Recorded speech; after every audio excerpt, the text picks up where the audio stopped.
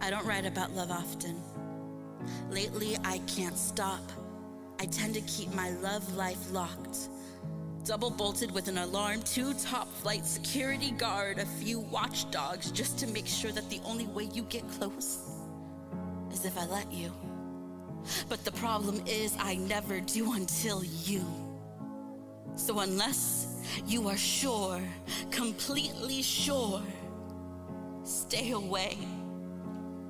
Please, stay away. Respect my peace like you worship God. Respectfully, the broken pieces of me are pretty much shattered into dust.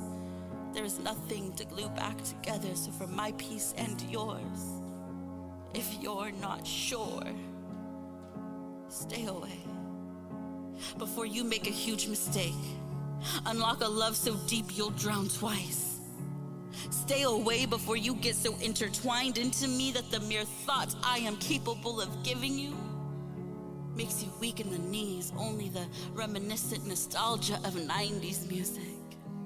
Please, just stay away. Stay away before I teach you too much.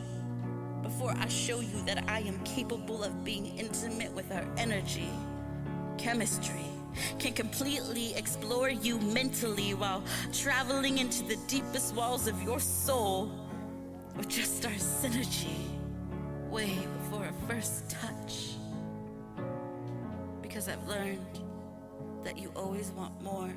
Before you know it's just enough turns into too much, and you know I hate to rush to an end so abrupt.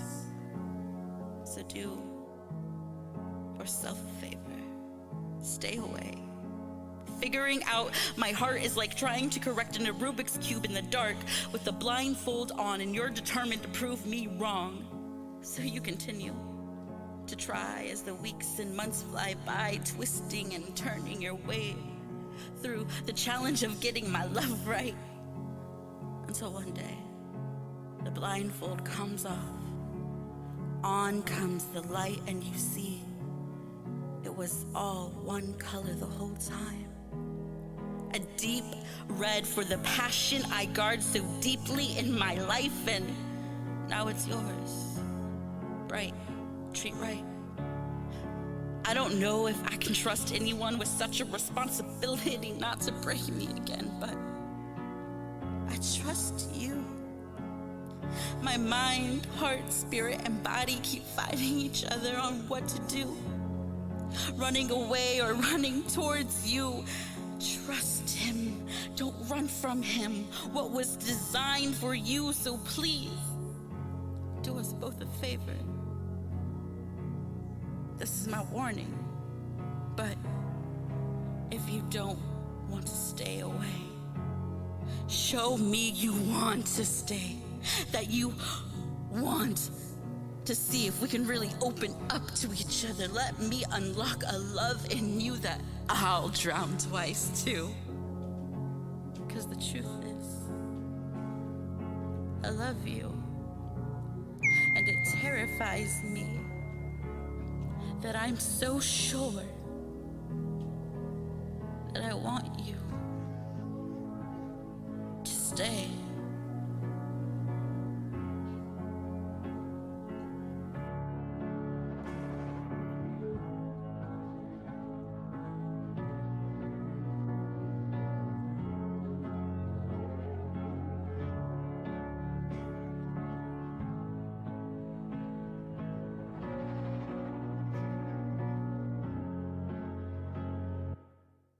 What's up, world? It's your girl, Tamika Georgia Me Harper. And when I'm listening to podcasts, I want the real deal. So I listen to Spoken Soul Sessions with my man, Poetic Black. What's up, everybody? This your girl, Ebony the Goddess. And when I'm in these poetic streets going from venue to venue, I'm tuning in to Spoken Soul Sessions with Poetic Black.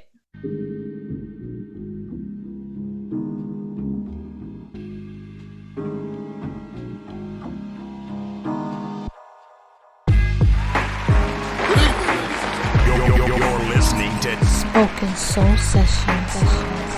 You ready, my man? With Poetic Black. Ain't nothing holding me back but me, and who's holding you Check this out, man. Spoken Soul Sessions. Oh my God. This is Spoken Soul Sessions with Poetic Black. Ladies and gentlemen, boys and girls. Bold stances and looted dances got us here. You are listening to Spoken Soul Sessions with Poetic Black. We'll start from scratch, exploring new possibilities.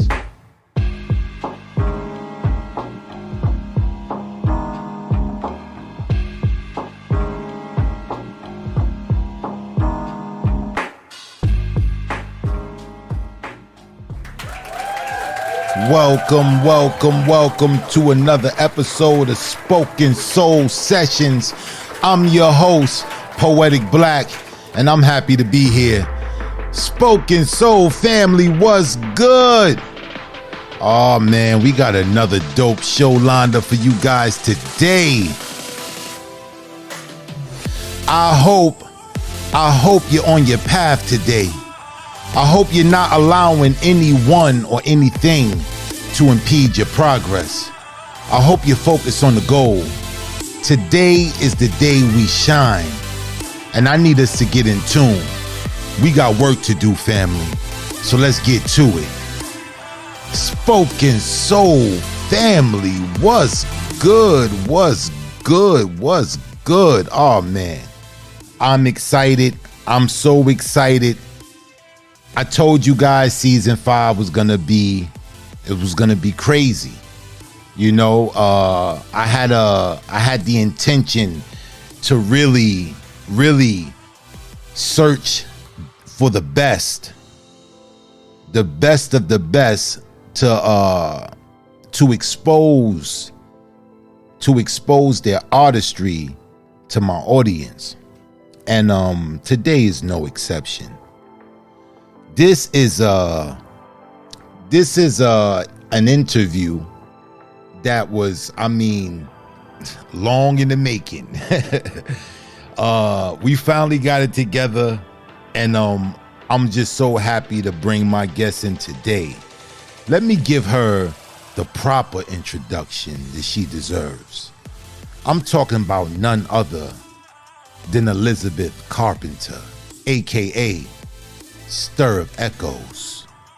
From San Diego, California, Elisabeth Carpenter emerges having only launched her spoken word journey a year ago. She swiftly became an advocate for mental health, self-exploration, love, and sensuality. She's featured on Clubhouse with One Love Poetry and Speak Out NFT on Twitter Spaces. But her artistry doesn't stop at poetry. Over the years, she has woven melodies as a singer and songwriter. Beyond the music, the theater has been her stage.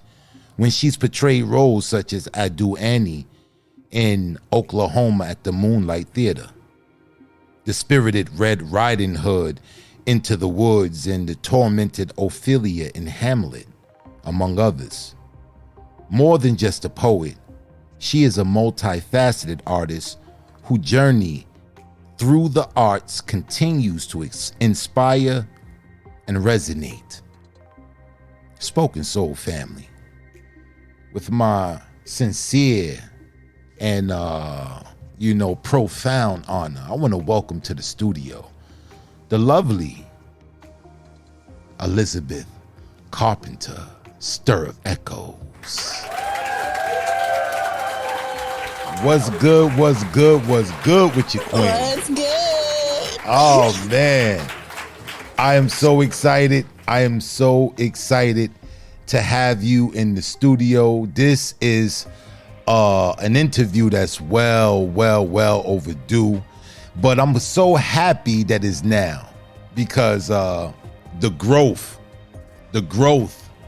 that I see, in your artistry since the first time I was exposed to you, it's just leaps and bounds. It's leaps and bounds. I mean, you've made tremendous leaps and bounds. So I want to get this interview started.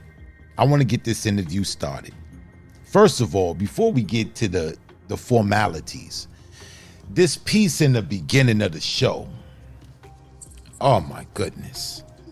This song by Rihanna is in my top 10 of all time songs that I love because of the sentiment behind this song. Me too.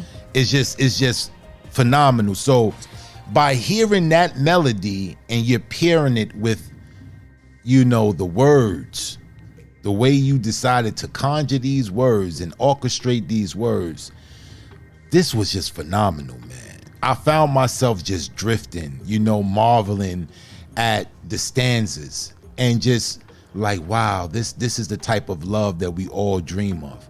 This is the type of honesty, the type of just, you know, the intimacy that we yearn to have. And all of that was just displayed in that piece. I thought you did a phenomenal job. That right there should be on your project.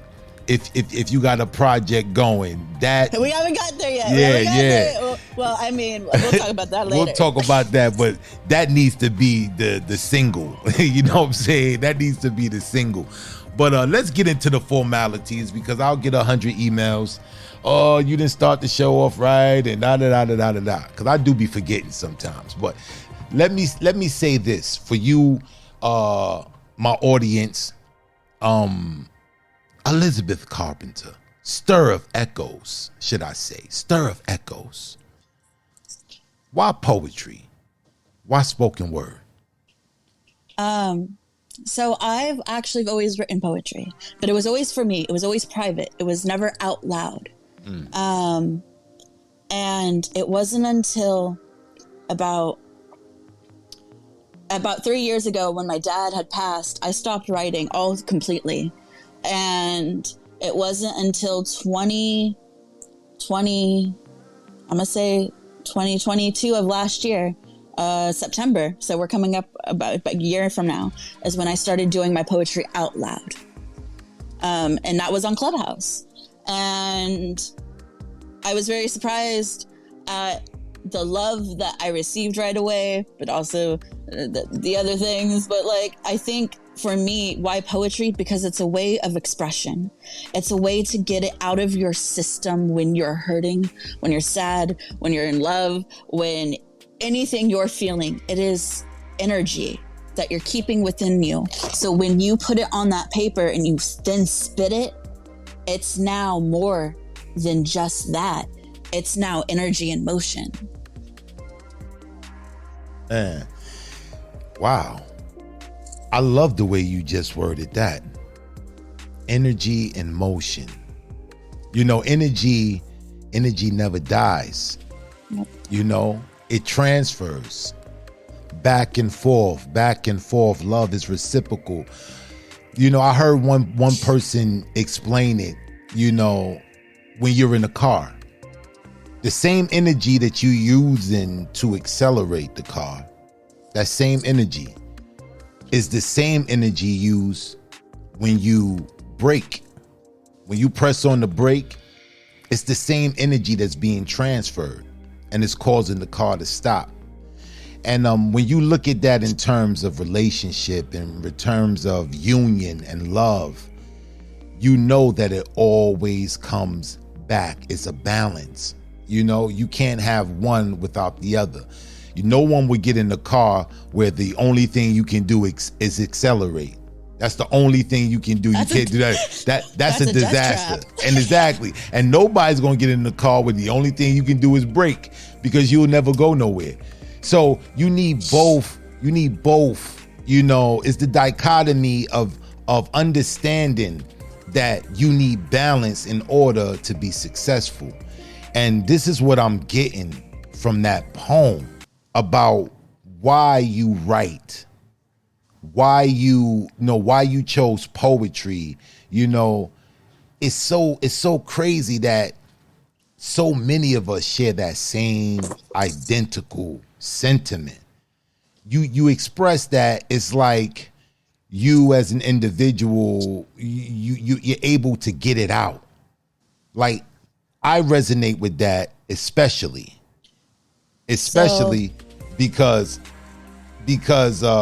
when I was young, poetry for me, it saved me. you know, like I was into gang life, you know, I was into like running the streets, all types of crazy nonsense. But when I discovered poetry, it gave me a place to let it out. I didn't know how to express it. I didn't know what to tell people. And when you're telling people things, you know, sometimes it's like you're afraid because you're like, is this person going to use it against me later? Can you be vulnerable? You know? So I didn't have nothing or an outlet before poetry to just say, I need to get this frustration out. I need to get what I'm feeling about my dad, what I'm feeling about my mom, what I'm feeling about life, my circumstances. I need to get it out, but I didn't know how. So poetry was like a saving grace for me because it allowed me to vent. It allowed me to vent out, you know, when I was on the verge of just self-destructing, you know? And for many of us, it's that platform, it's that thing that allows us to say, well, I can bear it a little bit better now because it's not so heavy, you know? And I thought that was phenomenal, Elisabeth, that we both resonate with that sentiment as well of why we choose poetry, why we're so invested, you know, because some people think, yeah, you going to all these shows and, you know, people be like, yo, man, you always doing a show. I'm always getting calls. Yo, let's go do this.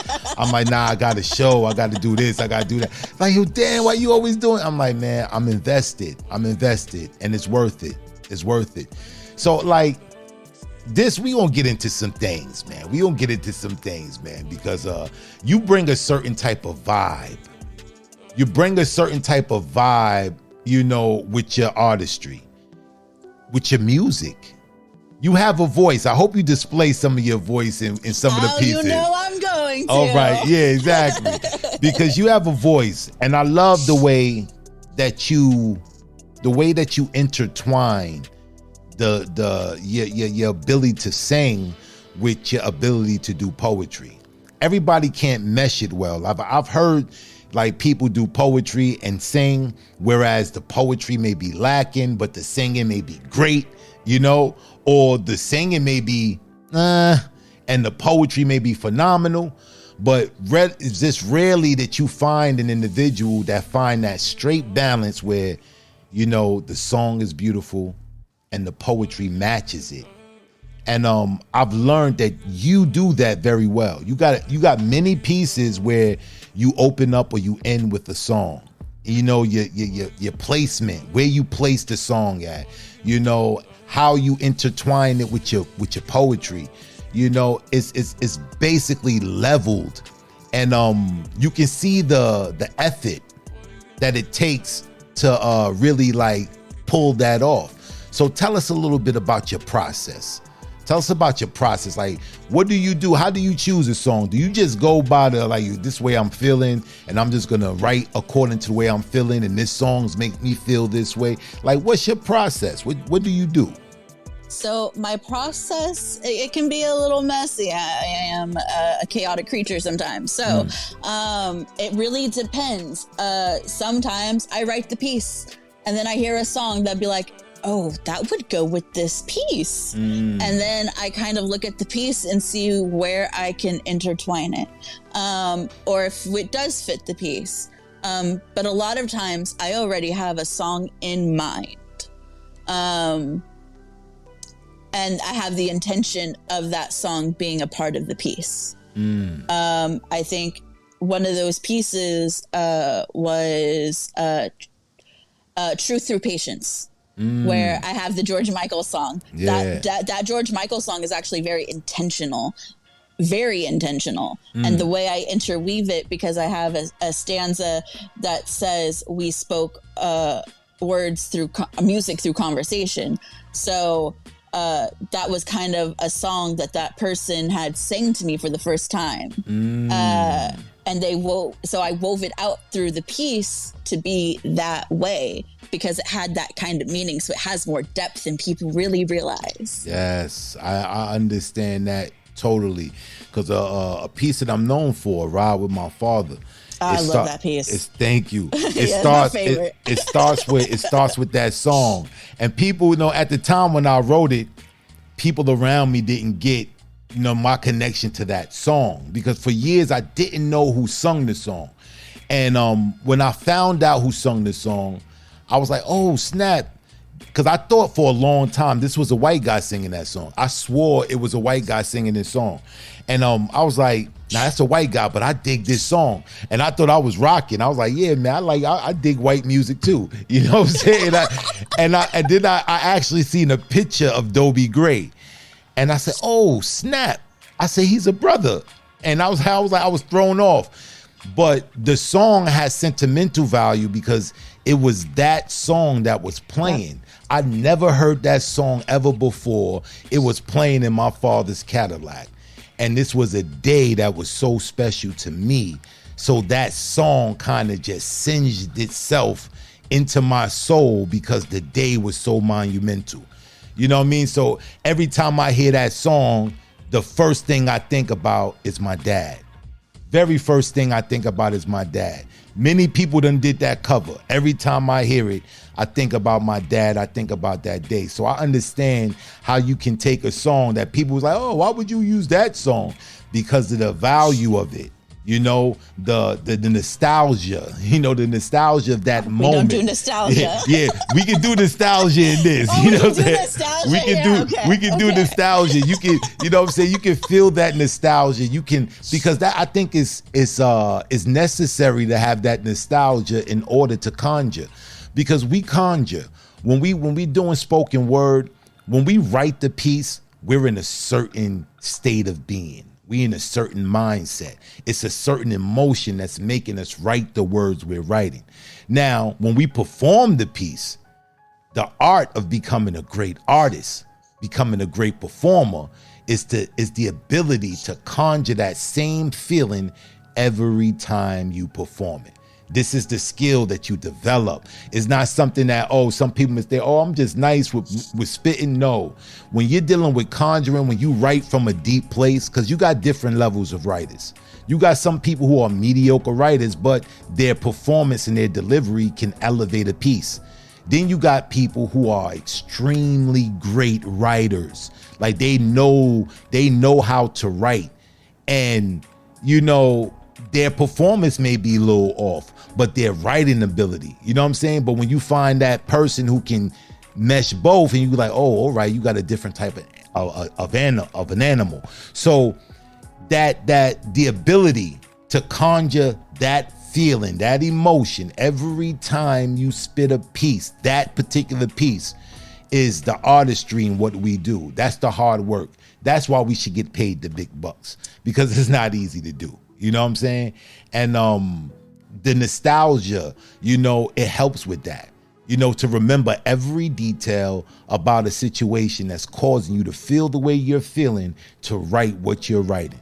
And then you do it a couple of times, you get it, you know what I'm saying? Then it's a little more easier. You know what I'm saying? Like the piece of Ride With My Father. I don't perform that piece often. I only perform it when I have the ability and the energy to get that energy, because some energies are good to get. It makes you feel happy, you know what I'm saying? But then other energies are low.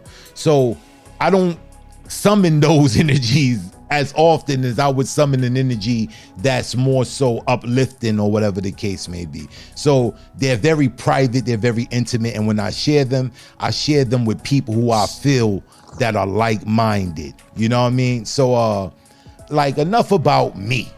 Yeah, Black, this is my interview. Yeah, this is your interview, right? A little cold, you know what I'm saying? You know what I mean? I want the people to get acclimated to who Stir of Echoes is, because they hear me talking to you, man. We chopping it up and all that, and I'm giving you a lot of credence. So my audience gonna be like, yo, who is she? I'm like, I'm about to show you who she is. So let me set up the stage for you, Queen. Performing your first piece, I want to welcome to the Spoken Soul Sessions studio the lovely, beautiful Elisabeth Carpenter, Stir of Echoes.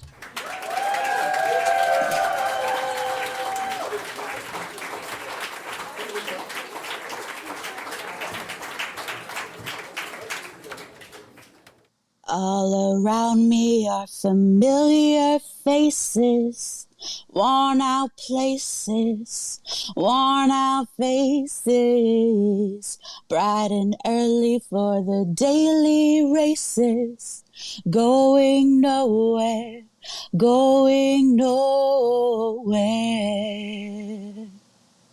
Stimulation spirits the simulation, diverses manifesting involving a climax. Feels like I voyaged endless miles through the biting frost, can't perceive my face, my feet, while my mind feels like it's fading. And each day my existence flashes abrupt like a climax. Bittersweet flow akin to the molasses in a glass jar, echoing darkness as if twilight was eternal. Though the obscurity ushers in the break of day when clarity dawns upon me. If one could dwell in a freezer without threat, it'd feel akin to enduring skippy fulfillment. Feels like both being alive and deceased, like half and half container, and demands more than ever for a trace of gratification. It's draining. This existence is about persisting, a tribute to preserve one's own vitality, while nothing of worth seems to transpire, merely persisting, numb, vacant, in a set devoid of action, irritated yet indifferent, somber while the most radiant cheer of a climax. And I find it kind of funny, I find it kind of sad. The dreams in which I'm dying are the best I've ever had. And if it arrives, then it just dissipates just as swiftly, like an itch that requires scratching. What's the purpose of these desires? As if the stomach is just a consumption engine, the lungs a ventilation device, and the heart and brain govern all of these mechanisms to experience what exactly? Disappointment? Then one departs afterwards. I empathize with the sensation of questioning what truly matters. One's existence orbits around paper and plastic. If the entire system collapses, it's coming. As if an amusement park ride halts operation and the crowd starts panicking. I replay this in my mind, the worst possible scenarios, like Final Destination series, only not so sporadic. But for now, while the machine caters to the crowd, I'm trapped in a cycle of existence. It's unbearably fucking tragic. No stimulation, spirits of the simulation. I find it hard to tell you. I find it hard to take. When people run in circles, it's a very, very mad world. Mad world.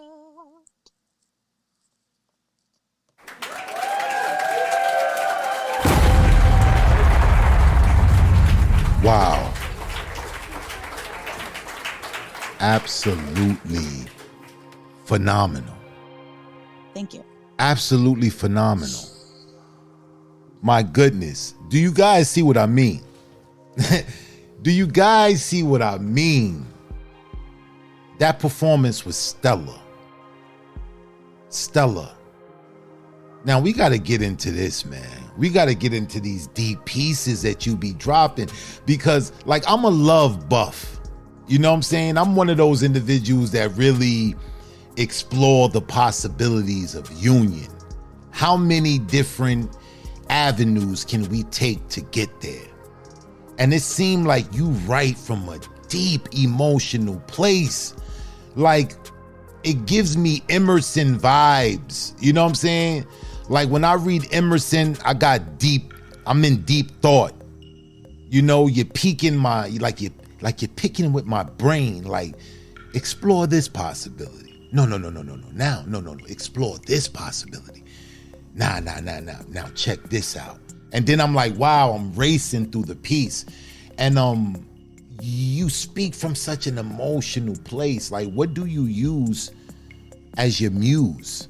Like, what inspires you to write from this depth? Like some people just right from surface level, you know, like they'll talk about love, but it's the, you know, the whimsical love is this and love is that, but it's like you get down to the nitty gritty, you get under the surface and go deep, what it really means to love, what it really means to be, you know, bounded, to be, you know, committed to something so strong. So what's your muse? Like, what is it? Just something that you just haphazardly do? You just, yeah, I think I'm gonna write some deep shit today. You know what I'm saying? Or is it some shit that, you know what I mean? I'm just cold-blooded that way. No, like, what's good? Talk to me. So there's I have several muses, right? To one depends whether or not I'm in love or a breakup, but I'm gonna give you the root. It's my father. My father was the best man I knew on this planet. He loved from a place that no one else I saw around me did. He didn't care who you were, what you looked like, where you came from. If you showed him respect, he showed you back respect, and he loved you. He would treat you like you were one of his own if you weren't. I watched that my entire life. The way my dad, even though me and my mom don't have the best relationship, my parents were married. I didn't come from a broken family that way. So I watched my parents be together, but me and my mom don't have the best relationship. But my dad loved that woman. And we were never, there was one rule in our house, and that was, you do not disrespect your mother. You can disrespect me all day, but you do not disrespect your mother. And it wasn't until after my dad had passed that I ever break that rule. So my dad really plays a lot as my muse, especially when it comes to love, because he showed me what love was. He showed me that love is unconditional, and you don't, there is no if, ands, or but. If it's not unconditional, it's not love. That's profound. That's profound.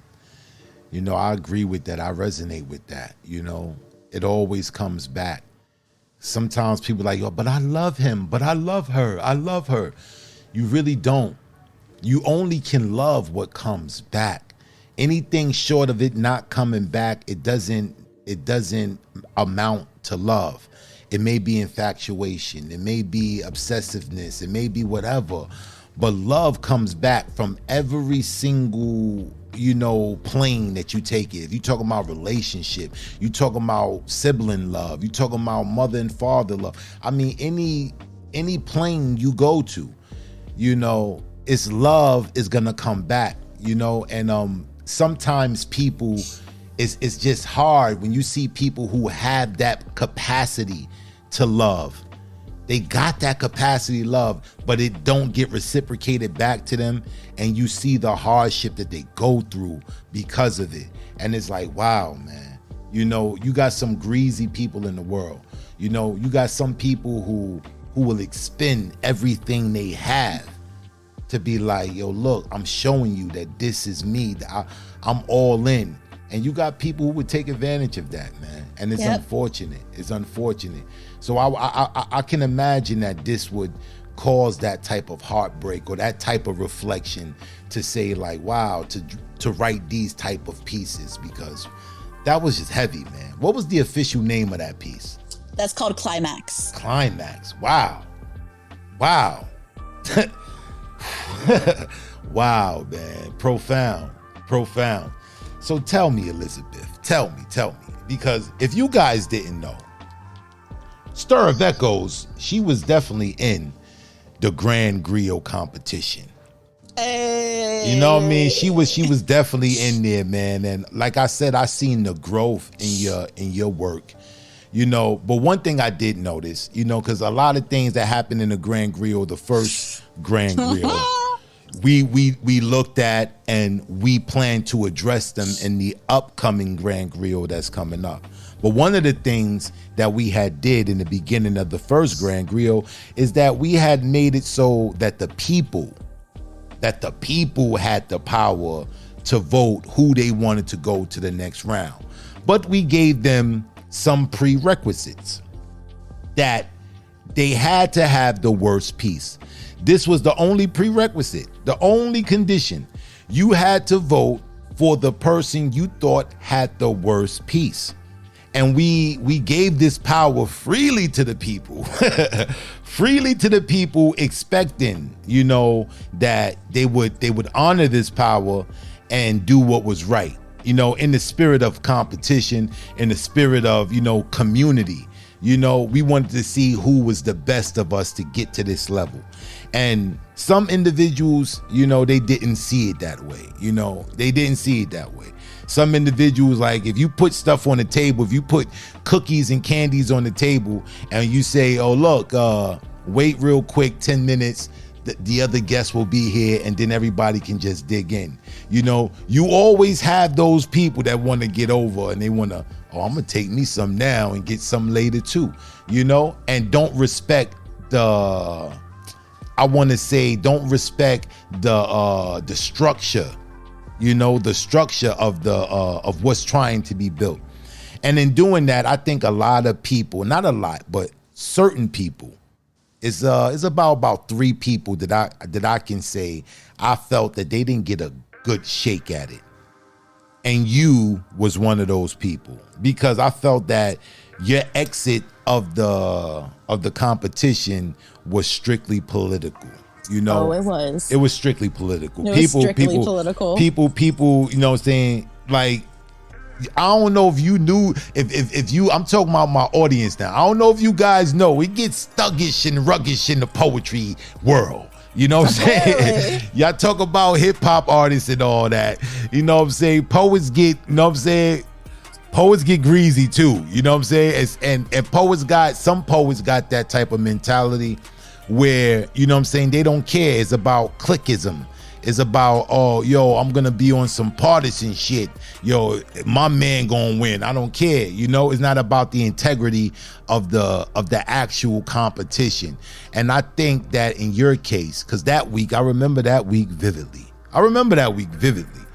You by no means. I do too. No means did you have the worst piece that week, that you should have been up for elimination, that your piece should have been considered for you to be eliminated. With the highest vote. Yeah, with the highest vote. You know what I'm saying? Because that's what gave it away. I could see if it was like, it was a situation where it's like, 1 or 2 votes or something but it wasn't like that. You had the most landslide. Yeah, it was a landslide. It was like, this is obvious that this is political. This is like a campaign. And at the time, our hands was tied, because this is the beginning of the competition. It was like, whoa, you know what I mean? Like this, like the judges, we went back and like, wow, you know what I'm saying? The people spoke though, but I didn't feel content with that. Neither did my brother Payne. We've talked about it. We've had discussions about it. And in the light of making things better, it was certain people that was in the first Grand Griot competition, because everyone won't be allowed to enter the second one. Because if you was in the Dirty Dozen, with the exception of one artist, but if you was in the Dirty Dozen, you wouldn't be allowed to audition for the next Grand Griot. You would have to take 1 year off. So, but the next Grand Griot after this one, you would be able to compete again. Whether you was in the top 12 in the first year or not. So we wanted to give other people the opportunity to get a shot at the title. So you was definitely one of those people I felt that got a bad shake. But I wanted to ask you, what was it like? What was that, because you also followed the competition. And I love that. That really says something to me, early in the competition of your character. You know what I'm saying? Your character. And this is personal. Because you got bumped and you didn't show no animosity. You still supported the platform. You still even wrote to every prompt. Thereafter. And that showed me the commitment. Me and my brother Payne was talking about this. And the whole idea of us doing this competition was us giving back to the community. Us giving or taking our talents and trying to create something that will be beneficial for artists just like you. New artists, aspiring artists, that just need a little bit of guidance, that just need a little bit of tweaking, a little bit of direction, but they can be phenomenal and great. And it was crazy, man, that type of commitment is what showed me. I was like, Elisabeth is the real deal. And then on top of that, you attend our show every week. If you guys don't know, most of my audience should know that we have another podcast, Iron Sharpeth Iron, which is a constructive critique podcast where we have aspiring artists or well-established artists come to the platform, spit their piece for us, and we give them constructive criticism. I want to emphasize the constructive, because we're not trying to break anybody down. We're just trying to build us up. And sometimes you got to have iron to sharpeth iron. So that's the reason why we do that. But I noticed that on the program, you are regular over there. You sometimes, well, most of the times, 98% of the times, you're the first one in the building, and I know personally that I gave you certain critiques on weeks that you immediately, went and worked on, and the next week you came back.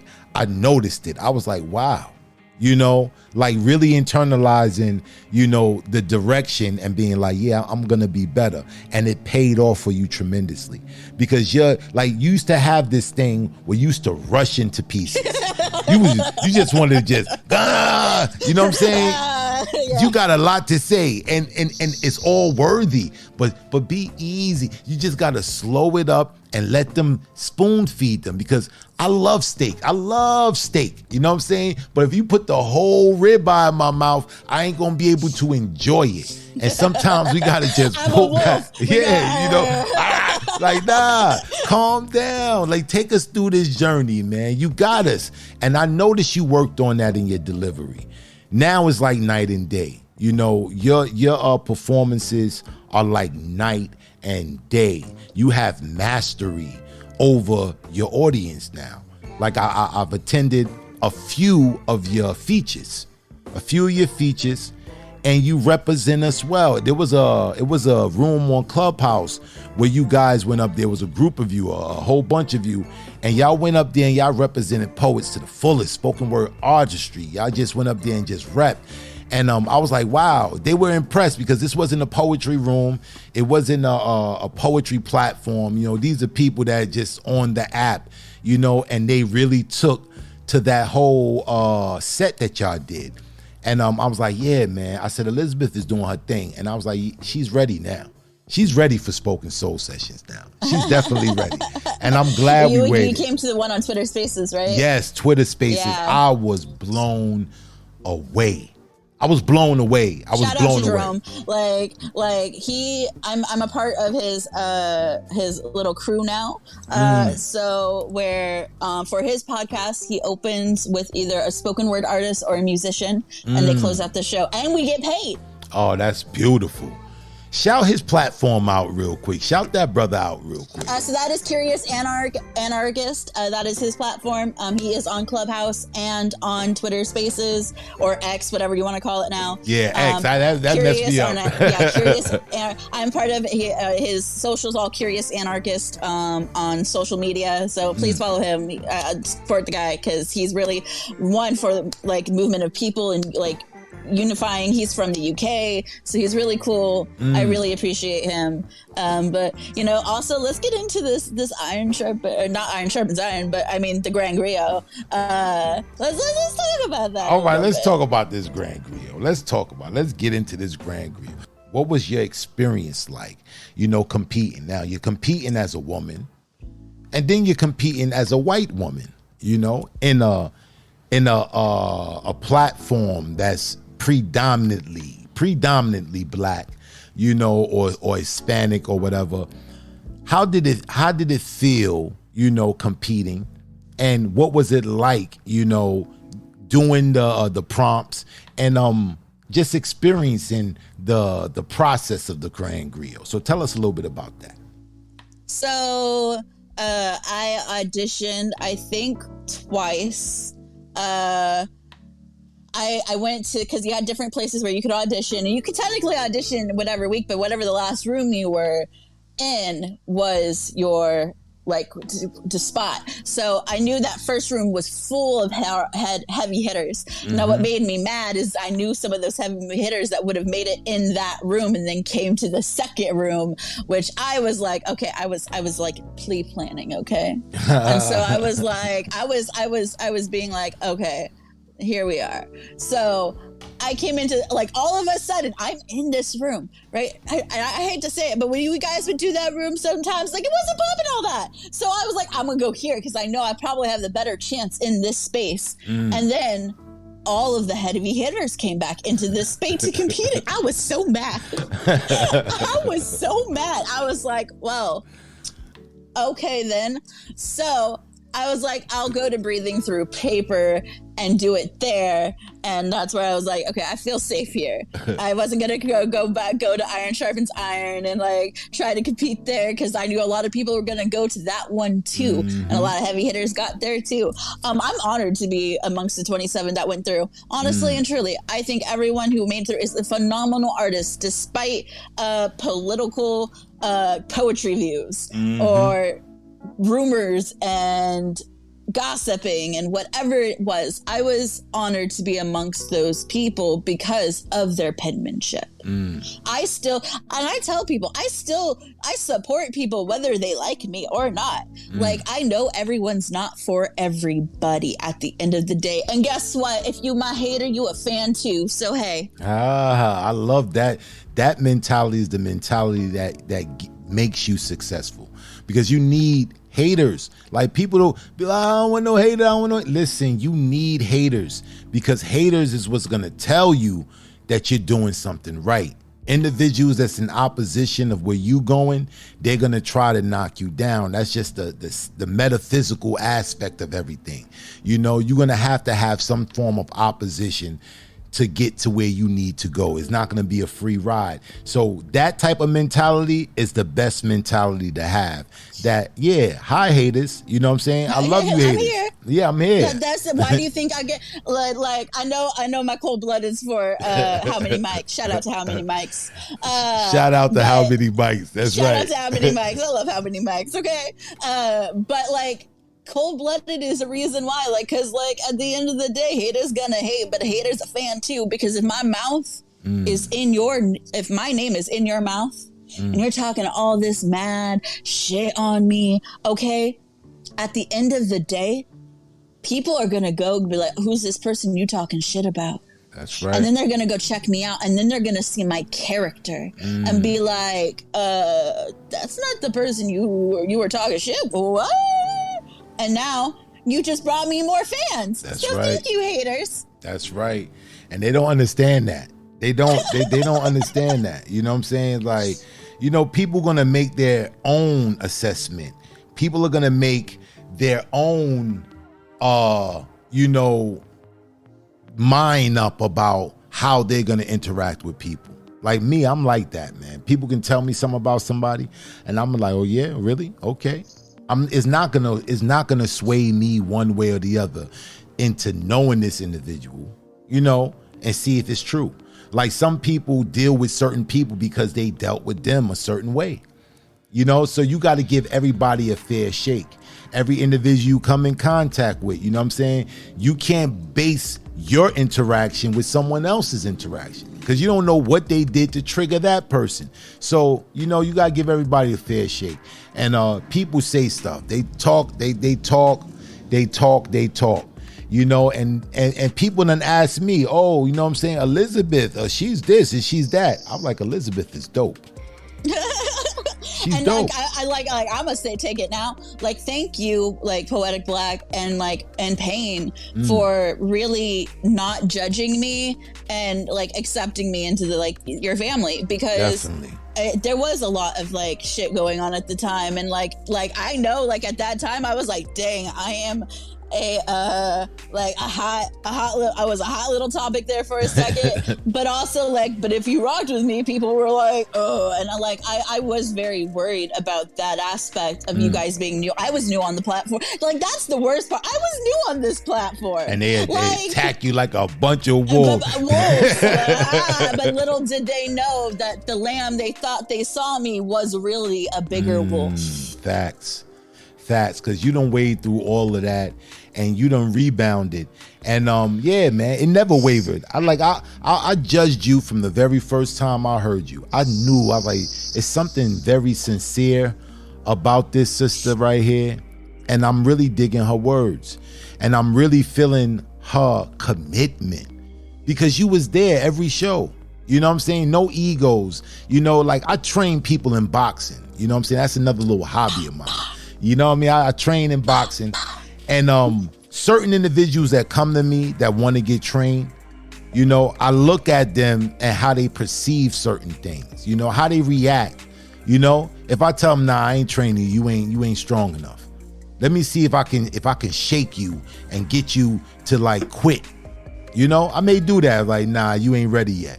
I remember this one dude came to me in Planet Fitness. I'm down there doing my thing or whatever the case may be. And he was like, I want you to train me. And I'm like, what? He's like, I need help. And he was the most humblest, young kid. He's about 16. He's like, yo, I need help. So I worked with him a little bit, and I was like, you know what? I'll make an exception for you, man. What's your best schedule? What time you come to the gym? And I rearrange my schedule so I can get in the gym when he's in the gym, and I can give him a little tips, work with him a little bit. You know what I'm saying? But it was the commitment, I'm here, I'm humble. I want to be better, and that right there really inspires me. And it inspired me with you, man, because no matter what people would say, it never wavered you. You would still show up. I see some people start talking about them, they disappear off the app. They wait a whole year or something. They come back. You stood right there with your guns blazing and you stood your ground. And you made it out on the other end. And I think you're shining right now. I think you're absolutely shining because you went through that fire. A lot. Yeah, you grew so much. I've grown a lot. And I can even say that for myself, that I have grown as an artist. Honestly and truly, I wrote to every single one of those prompts.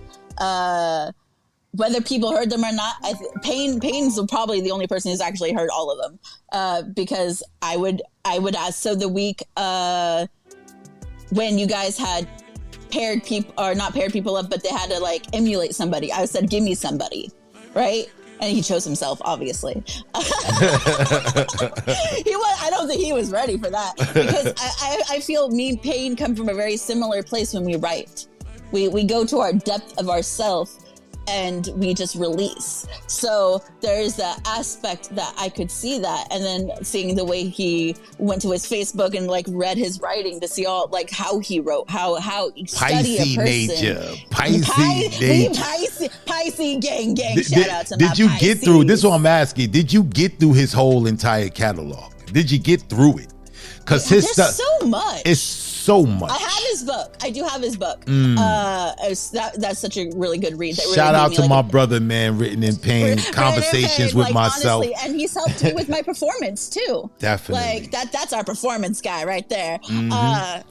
Now, I am a person who always says there's room for growth.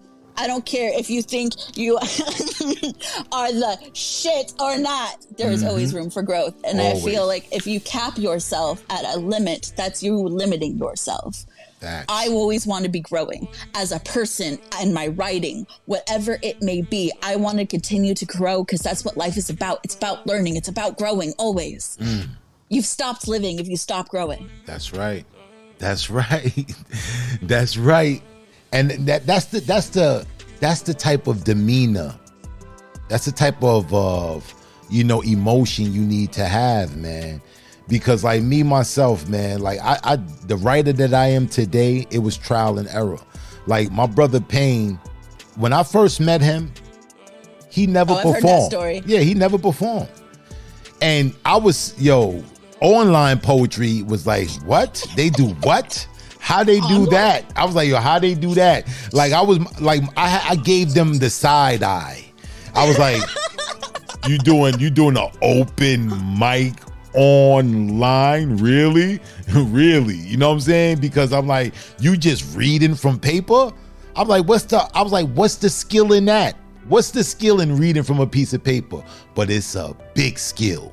It's a big skill. And I learned that from my brother Payne, because Payne was an online sensation, but he never touched the stage.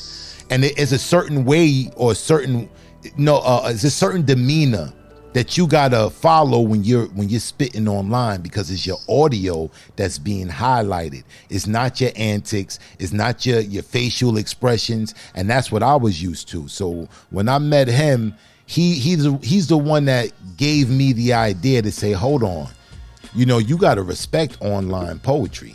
You know what I'm saying? These are real poets. These are real poets, because some people got that say, oh, you ain't spit online, you never been on stage, you ain't no real spoken word artist. And that's bullshit. That's bullshit. You got brothers that's doing it online at a major level. And I think online poetry is growing. I think it's really tremendous now after the pandemic that it really grew. Now people can see the idea of virtual open mics. The idea of calling into a show and spitting your piece. They can see it now, and that's a good thing. It's pushing us forward. It puts us in the spotlight, right? That's right. It puts us almost to the mainstream, being able to blast it online. So so I have a degree in marketing. So marketing, right? You have this aspect of being able to push yourself. Like that's what social media really was meant for. Was marketing. And what has social media turned into? That's another story. Another story. But you can use that to your advantage. This is why you saw the way I was, because you can go to my social media, you can go to whatever, you can see the person. I represent myself at all times. I am my brand. And at the end of the day, if I waver from my brand, then I have reason for misconception. But if you really, honestly, truly talk to me, know me, see the way I interact in person and offline, it's the same person. Facts. You got a kindred spirit, man. You got a kindred spirit, man.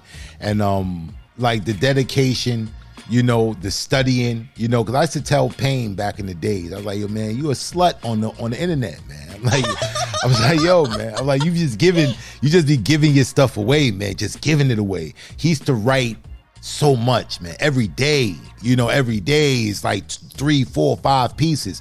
And these not just no bullshit pieces. These are real, legitimate pieces. And I'm like, man, but that's the way he get down, and that's the way he vents. That's the way he got like a faucet pen. And I'm more reclusive. You know what I'm saying? Like you're gonna have to work a little bit harder to get something from Black. You know what I'm saying? I got tons of stuff. I got tons of stuff that I never performed on Clubhouse. Like tons and tons of stuff.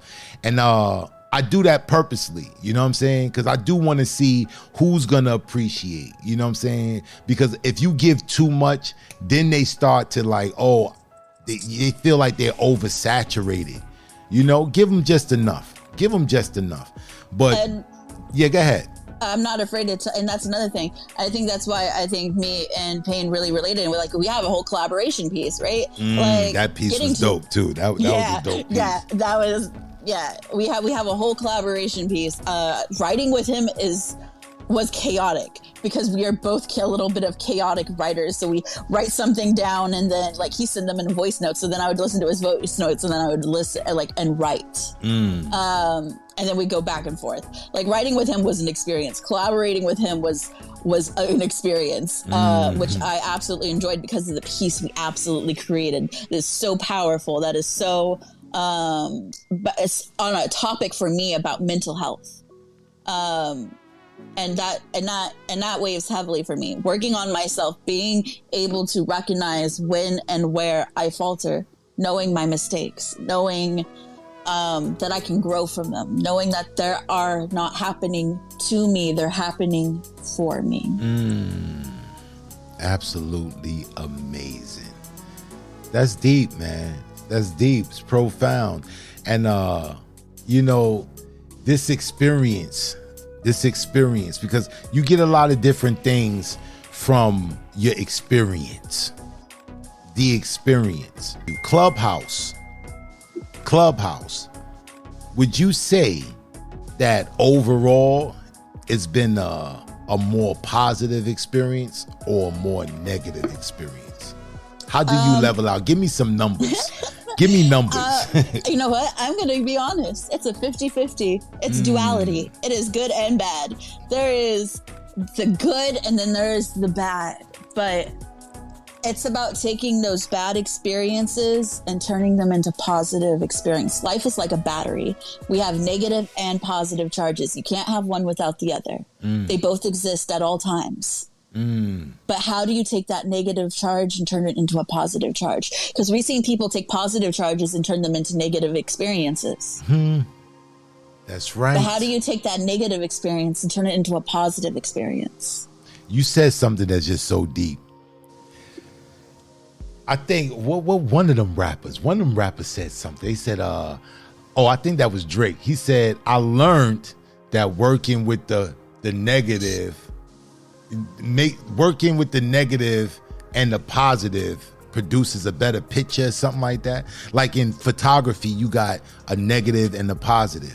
Yep. With batteries, you got a negative and a positive. And if you don't have the negative and the positive, the battery won't work.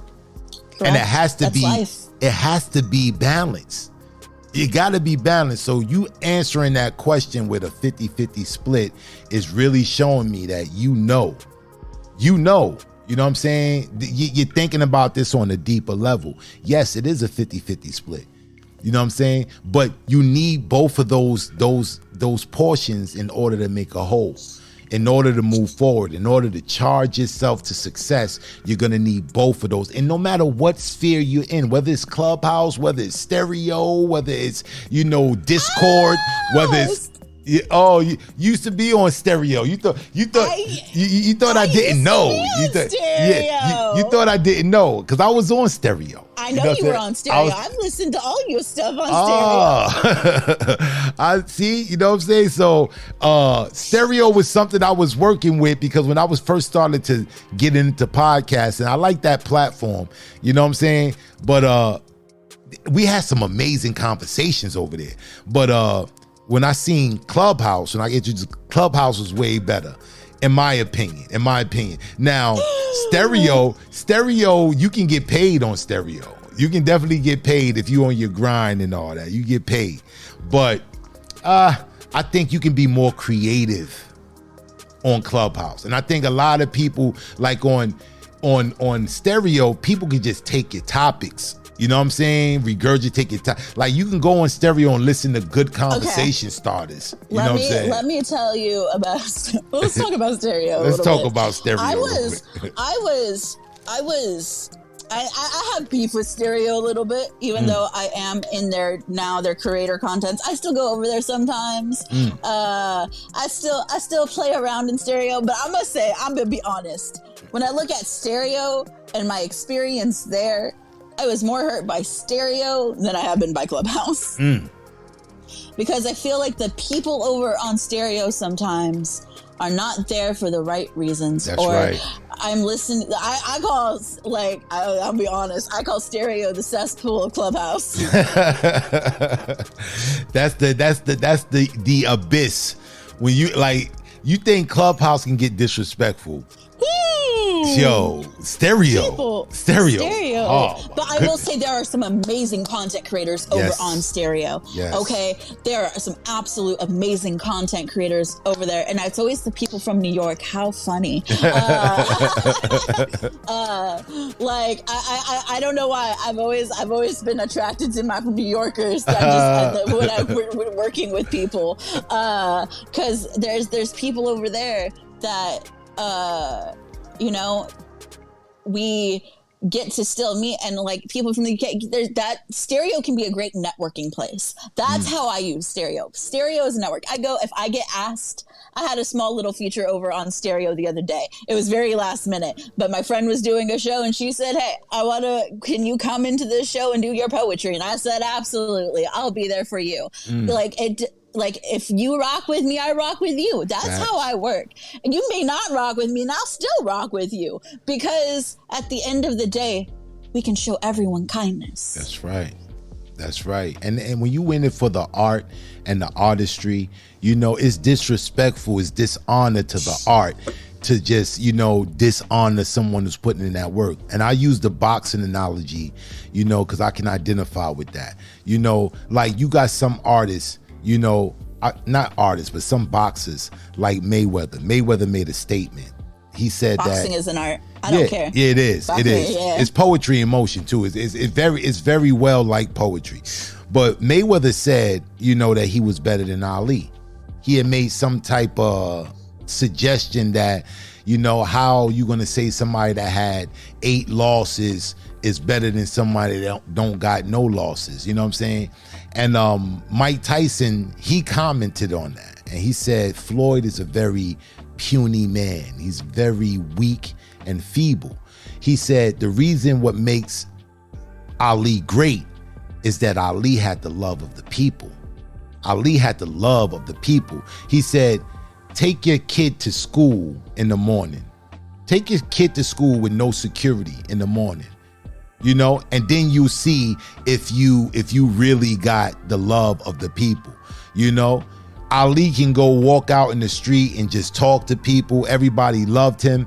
He was the people's champ, you know, and it had more to do than just the sport, you know. So when he said that, I was like, you know, something that's deep. It's deep. It's very deep. You know, it's about community. At the end of the day, we're all trying to build a community. That's right. We live in a world that is selling us divide, when in all honesty, we need to come together if we want to stop the divide. That's right. That's right. That is so right. And listen, man, you came over here. There's only one other artist that ever did this to me, that came over, and the conversation was just so good. I was just let them come off the hook with the poetry. It ain't going down like that. It ain't going down like that. You about to spit. You about to get to work. You about to get to work. I want you to get back, and I'm gonna welcome you back to the stage, and you know, deliver your second piece for us, man. You know what I'm saying? That first piece was, you know what I'm saying, we had a lot of conversation out of that first piece. So coming back to the stage, let's give a warm welcome for our sister, Stir of Echoes.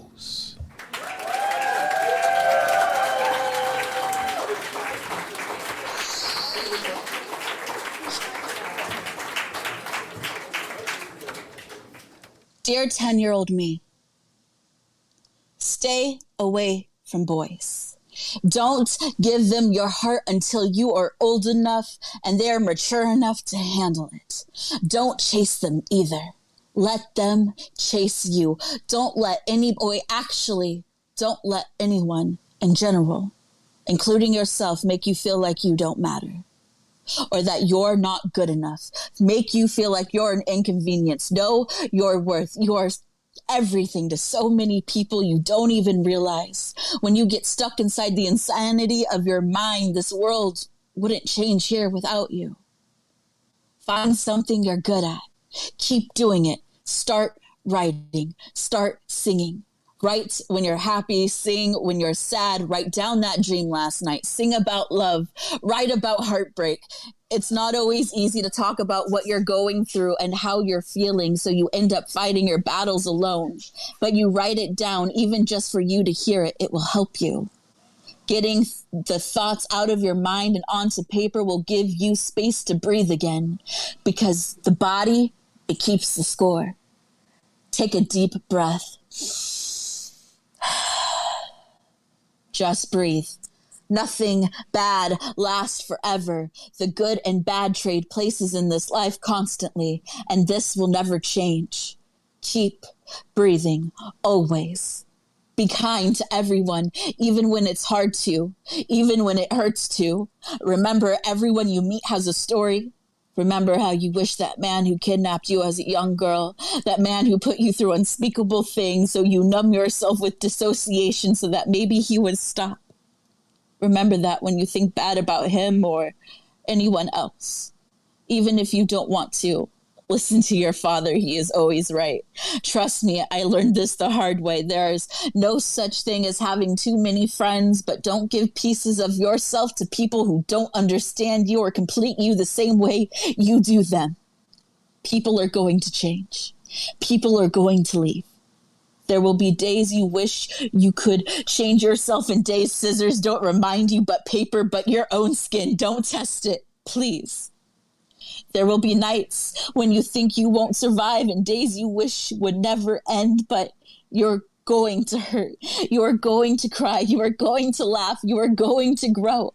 Nothing and no one will ever be perfect, but there is still so much good out there to see and feel and know.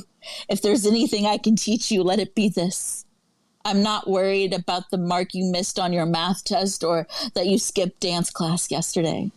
I care that you're happy, that your mind is healthy. I care about you being right here, right now, no matter what you're going through and how impossible it may feel for things to get better. I promise you, they always do.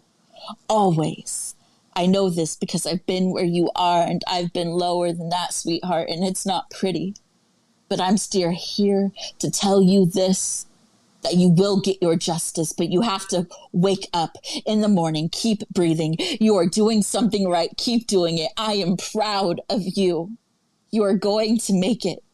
You will make people feel things you never imagined with just some vocal cords of your strings.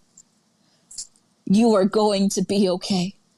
You will find your happiness. You will find your crowd. Your success will come. Just make sure you keep waking up, getting yourself out of that bed, and keep these words with you. And never forget to love you too. You can't fill others people's cups up if yours is not full, and only give what overflows out of that cup. That overflow is pure, and nothing with darkness can touch that light magic you don't understand you have yet. You will learn one day, young grasshopper. But promise me this.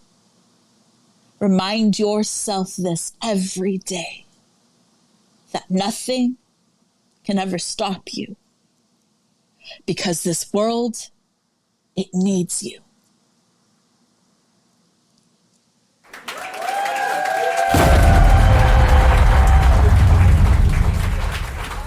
Wow. Wow. Wow. What's the official name of that piece? Dear 10-year-old me. Dear 10-year-old me.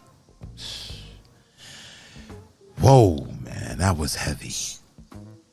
That was heavy. I got goosebumps, man. The hairs are standing up on my arm right now. So I think about that so many times. I think about if I could go back to the 15-year-old me. The 15-year-old me. You don't know how much I think about that. Every time I hear the concept of a time machine, or or even a genie being able to grant me 3 wishes, the time I want to go back to is the time when I was 15 years old and talk to myself. You know, tell myself that, you know, you don't have to do anything to get people to like you. You don't have to, you know, be at anyone's beck and call, you know, just to get someone's approval. And I resonate with this piece so much, man. It's like, it's really heavy. It's really heavy. The ability to go back and talk to yourself. What I heard in this piece was so many powerful affirmations. You know, cursing, you know, the complacency of depression, anxiety, you know, wanting to fit in, peer pressure, you know, and you kept urging yourself, just wake up.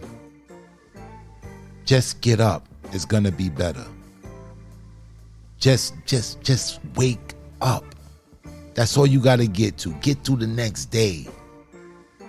Get through to the next day, and it's gonna get better. So I'm gonna ask you, has it gotten better? Absolutely. There are days sometimes that it's when you are constantly working on your mental health, when you are somebody who is constantly trying to better themselves. And I can say, like, recently I had a huge, like, for those who don't know, I have borderline personality disorder.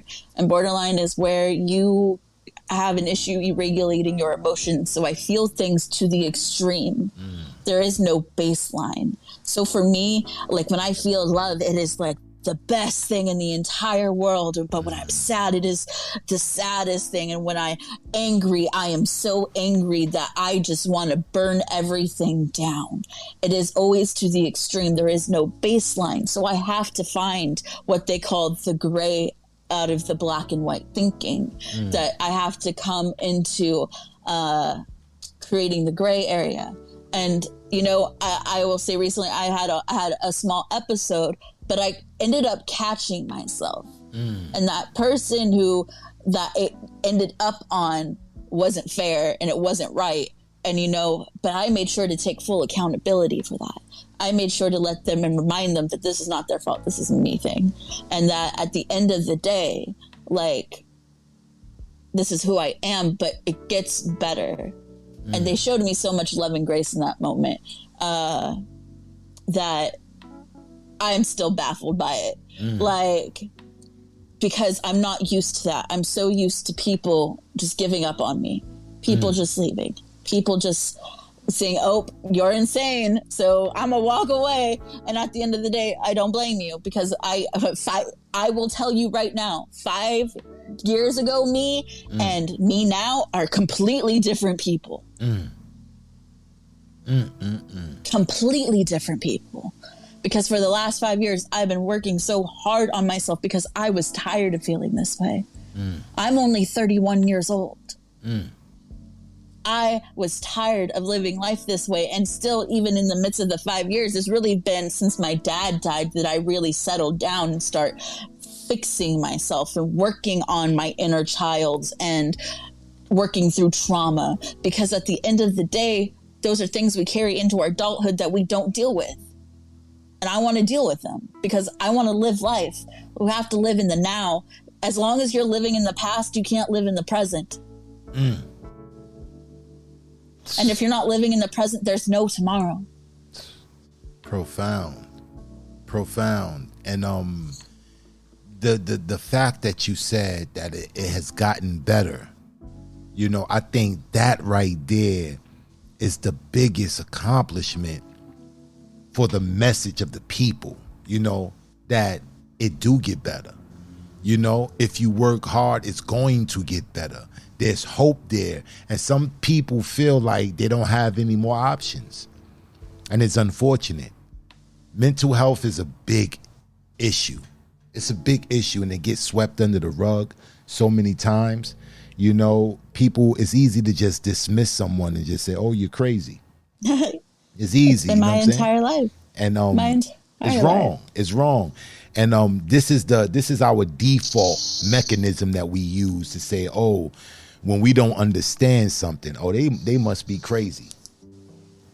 But it's not the fact that they're crazy. They're going through things. Like you just explained, when you feel love, you feel it to the maximum. You feel it to the extreme. And when you feel hurt, it's the same thing. You know, everybody don't tap in like that. Everybody don't have the ability to tap in like that. And the people who do are special. They're special. Sometimes they look at people who are autistic and they put a label on them. Oh, you're autistic. You must be slow. I saw this autistic dude do a whole portrait of New York, the skyline of New York, so accurately off memory. Like they put him in a helicopter and they flew him around New York, and he drew a picture from memory one time. Exact. So you don't know what people are dealing with. And to just dismiss them and say, oh, you just crazy is bullshit, you know? And that's an American thing. It's an American thing, it's an American culture that we don't have no regards about no one else. It's about me. It's about me, what I'm feeling. You know what I'm saying? So it's like, you know, I really commend you. I commend you and I applaud you for fighting through it. You know, because you are the testament. You are the proof that it can get better. You're the proof that, you know, if you keep working, you know, you can change your circumstances. You don't have to feel like that. And I know for some people it's just so hard to just even get out of bed. To get out of bed. I hear people who recite these poems. One poet that I know, I can't remember her full name. Insomniac, something like that. Something Insomniac. I'm so sorry that I'm forgetting her name. I don't know if she's aware, but she be on Instagram a lot. And she be writing pieces geared towards mental health. You know, and it was one piece that she did where she was talking about how she was feeling in terms of numbers. She was like, what a 1 feel like? What's a 10? What's a 9? What's a 7? And she was taking us through the different emotions of what a person feels when they're having those type of days. And when I heard that poem, it was that poem that made it clear to me that, like, wow, this is what people are going through. It was never explained to me before in that fashion, where I got a glimpse of like, wow. So this is what you say when you feel like, yo, today's a 1, you know, today's a 5, you know, today I'm on 10. I really need help. You know what I'm saying? Like, I really need help. And I was like, wow, I thought it was profound. But it's artists like her and you that are making poetry, addressing these different issues, that's giving people who need that assistance hope, giving them something to look forward to say that you're not alone. There's other people going through the same things you're going through, and they're finding ways to cope. And you can too. And I think we all can use a little bit of grace.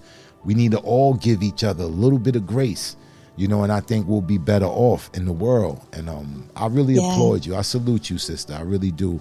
You know, and that mental health is so important to me. And like, what really, give credit where credit's due. I've always loved spoken word. I've always loved poetry. So I followed it for years before I ever stepped onto a Clubhouse stage. I've finally stepped onto real stages. But Neil Hilborn was the first poet I ever heard talk about mental health. And he has a piece called The Future that just is so inspiring. It is so, talks about him having bipolar disorder and the way he goes through everything. But at the end of the day, that he says a line that says, but I wouldn't, the old paint, but I wouldn't be me without the old paint. I can't remember, but there's a point where it's like, but he saw himself in the future and he was alive. And to me, that was powerful. Wow. That was me making sure that as long as I'm alive, as long as I'm here, I will be okay. It can be a day-to-day process. That's when I really started living in the moment, living in the present. Because again, if you're living in that past, you're living back there. You're bringing all of that past back. I can't change that. That can't change. I can't change anything outside of myself. It always starts with yourself. I can't change the circumstances around me except for my circumstance at the end of the day. I can change how I act, how I behave. And when I was shown that the world isn't happening to me. It's happening for me. That's what I'm talking about. That's the type of affirmations, man. Those are the type of affirmations, man, that, you know, it rejuvenates me. You get it, you know? And maybe perhaps it comes with time. Maybe it comes with time, because I always didn't get that. You know, living in this society, we're really taught that, you know, the world got to bend to us. You know, everything that's happening is not about you. However, you know, in the interim of that, you got to know how to go with the waves. You got to know how to, you know, how to pull, know when to push forward, you know, knowing when to draw back. And that should be a t-shirt. Say that one more time. Say that one more time. Say that statement one more time. The world isn't happening to you. The world is happening for you. For you. Be the change you want to see in the world. I don't know if you heard the newest single that we dropped, Bless. But I love that. Of course. How have I not heard it when you play it almost every iron sharpens iron? Every chance I get. You know what I'm saying? But definitely it's a part in there. You know, when I say, I don't know how many people caught it, but I was like born destitute. I was born destitute. That was my first perspective. Introspection changed that view. I'm blessed. Heart beating through my chest is the potential for something greater. In tune with the Creator, my stature is structured. So that's the exact sentiment. You know, when I wrote that, that was the exact sentiment that I was feeling, because we all feel that way sometimes. Like, what am I here for? Each day that your heart is beating and you're breathing is the potential for something greater. And that's all goes back to living in the present. You know, you can't worry about, I don't have this. I don't have this. Worry about what you do have. Live in this present and make your presence better than it was yesterday. And move forward. That's a fact. And move forward, man. So I really resonate with that. You're phenomenal. But we're going to have to get you. You got 2 more pieces for us, and you ain't getting away until both of those pieces get spit. So let me set the stage back up for you again and let you do your 3rd piece. Coming back to the stage, I want to give a warm welcome to our sister, Stir of Echoes.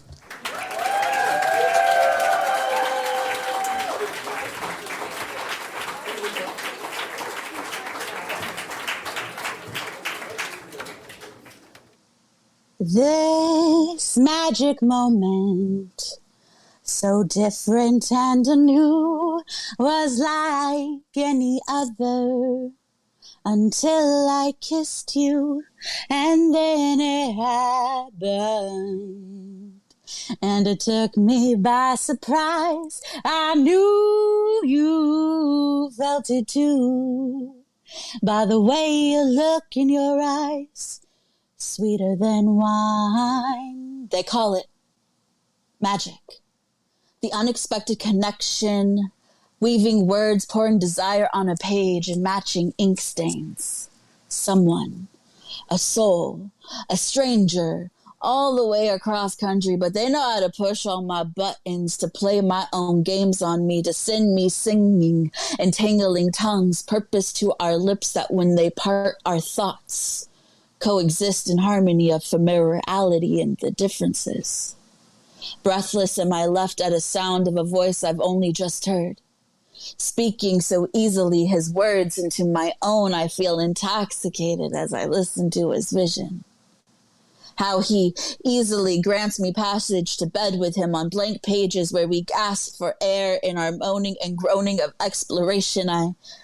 Catching our last breath, we are reminded that fine wine and creative minds are meant to be savored. Easy. slow. I have never feared a man, but he has me shaking to my knees, stammering to my tongue, begging, please. He intrigues me and terrifies me all at once. He is what I run away from in the nights of sneaking away, heels in hand from some stranger soaked in sticky bed. But in the other breath, he is all I've ever wanted. Broken like me, someone to play with my thoughts, set my soul drifting in water, bodies riding across sheets of paper, but I hesitate in his doorway, whispering, trembling, stuttering, throwing him a line in my story, a piece of my heart, thoughts from my shelves, morals from where I stand, not wanting to hold myself naked and exposed for him just yet.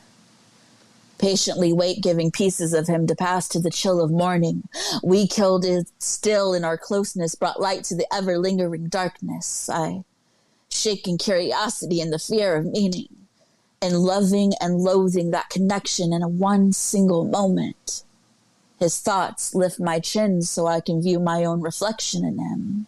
Do I fear him because I fear myself? Eyes wander to open windows where pitfall eyes beg him back to bed. I expect no less. I don't know him. I don't own him, but I need and want him. I believe his mind has waited in limbo, drowning out the sound of creaking headboards with forced words. It had grown weary until it cradled and wound itself along mine in a seamless verse. I believe his mind refused silence in that moment. His will extended to shun what had mattered to him yesterday. Seems existence in him, in me, embracing our demons is a not-so-innocent binding. The throwing of curses against the flown and bone of this, we shuts the window, pulls the curtain, leaving us alone with our thoughts, hearts that beat in longing and fear of things to come. His eyes make love to mine in a dance of discovery and want. His words beg for indulgence in my ear. How do I tell him I'm broken beyond repair? Just another question I really didn't need to ask. He has already begun caressing my scars with his own slowly, precisely meeting every wound with his own. Am I mending in him so suddenly what time could not fix in just a few moments spent caught in thought of curiosity and writing pens? I spent my nights behind shades, dressed to kill in little black dresses, spiked stilettos, and sex. Not in a long time has anything given me such life. So why now do I feel everything when this man hasn't even touched me beyond the extent of wandering eyes yet? He asks questions, knowing my answers will echo only that of his own, equally attempting to fathom the reasoning in our knowing when we don't. We write to blend what was meant to be stitched together. Our lines are on a vine, on a fence, overlapping and connected. Still, I sit across from him. Red wine, stained lips, smoking that cigarette, just whispering one too many smoked rasp. Why am I so at ease? A question I didn't need to ask. My vision needed a man's touch, gliding its edges, but men are only panting, drooling dogs, staring at my cleavage for knowledge, deaf to every word I've ever said. So why is it I feel safe in this one's hands? He gives me a piece of peace inside. I'm elated with joy. I'm happy for the first time. They call it magic. A collaborative flick of the wrist, bounce of ideas, feelings amiss in another's face in your own reflection. Looking back at you from the mirror. And he does this in my dreams. Imagine the magic when we meet. This magic moment, while your lips are close to mine, will last forever, forever till the end of time. These magic moments.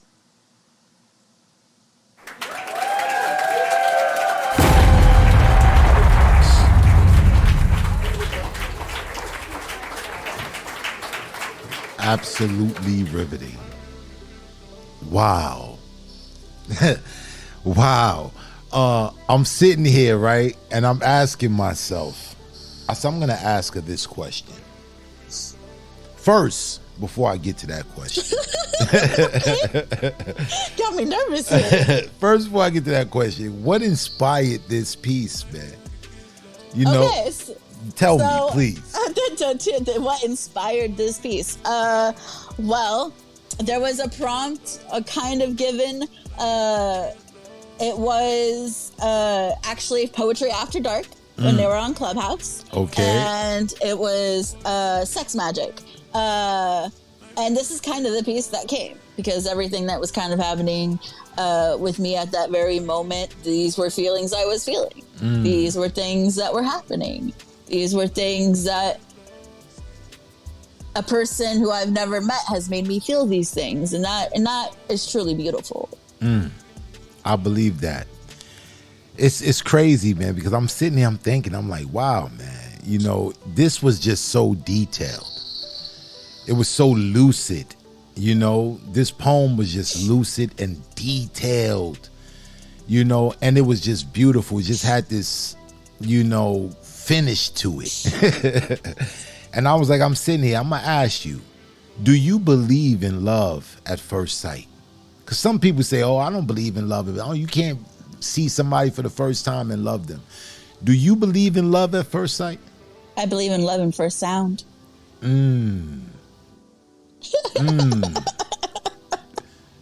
That's crazy. Because I believe in love at first sound.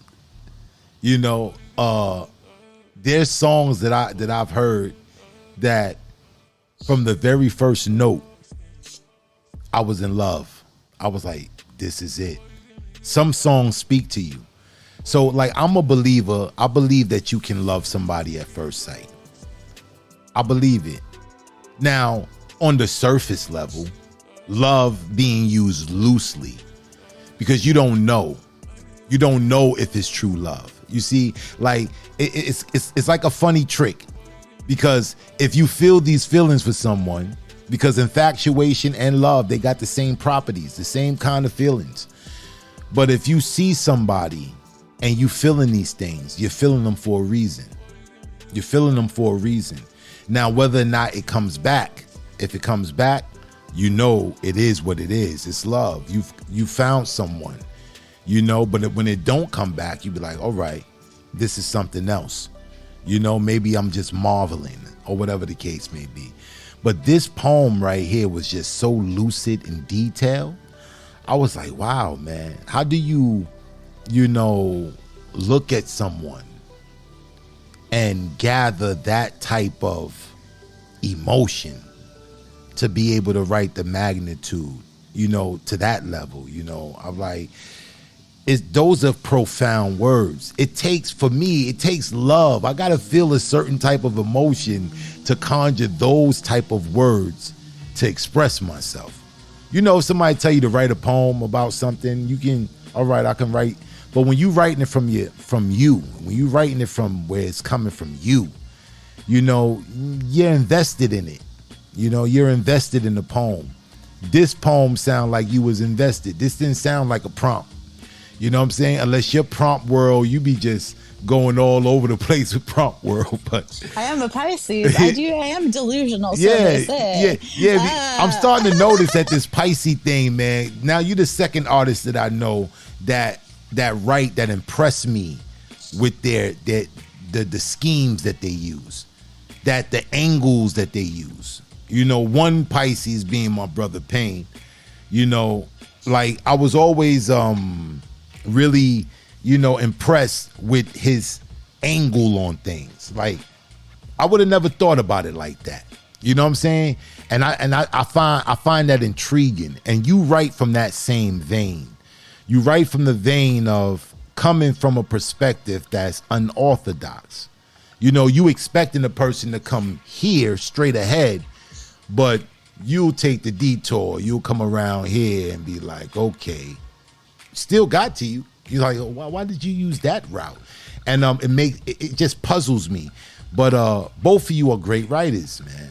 And you're well on your way to being something spectacular, man. like you just performed live. You know, you got to perform live. Some people are just late bloomers, but you have the potential to be great, you know, from the level where you write from, the topics you choose, the way you integrate and you integrate the song with the words, you know, it's phenomenal. And you don't find this type of showmanship from everybody. Everybody don't got the thing. They don't got the knack. And I think you got it, man. I think, you know, you coming to Iron Sharpeth Iron on a regular basis, you being around like-minded artists, phenomenal artists in their own right, and you're learning, you know, you're rubbing elbows, you're seeing how it's done, and you're a true student of the game.